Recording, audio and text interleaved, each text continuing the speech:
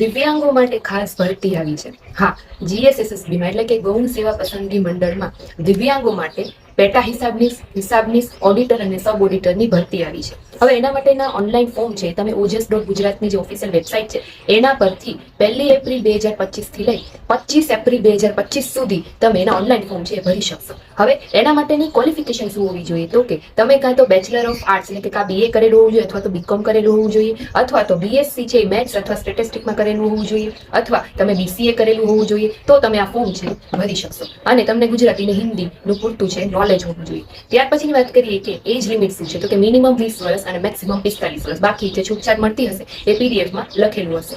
ત્યાર પછી વાત કરીએ કે આની એક્ઝામ પેટર્ન છે એ કેવી રીતે હશે. તો આની જે એક્ઝામ પેટર્ન છે એ પહેલા તમારી પ્રિલિમ્સ લેવાશે.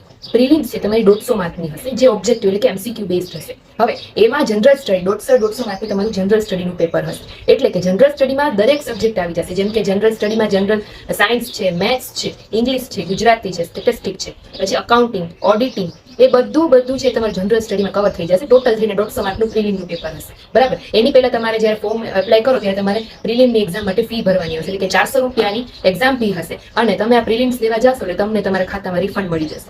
તમે પ્રિલિમ ક્વોલિફાય થાવ તમારે એમાં મિનિમમ 40% માર્ક્સ લઈ આવવા પડશે. હવે તમે એમાં ક્વોલિફાય થઈ જાઓ તો તમને મેઇન્સ એક્ઝામ માટે બેસવા દેવામાં આવશે એટલે કે એલિજિબલ થશે. મેઇન્સ છે ડિસ્ક્રિપ્ટિવ હશે. એમાં 2 પેપર હશે, પેપર 1 ને પેપર 2. એમાં પેપર 1 છે ગુજરાતી ને ઇંગ્લિશ આવી જશે. કોમ્પ્રિહેન્સિવ ને જે બધું પૂછાતું હોય છે ડિસ્ક્રિપ્ટિવમાં એ 3 કલાકનો સમય હશે. એ 100 માર્કનું. અને બીજું પેપર છે તમારું એકાઉન્ટિંગ અને ઓડિટિંગનું હશે. એ 3 કલાકનું અને 100 માર્કનું.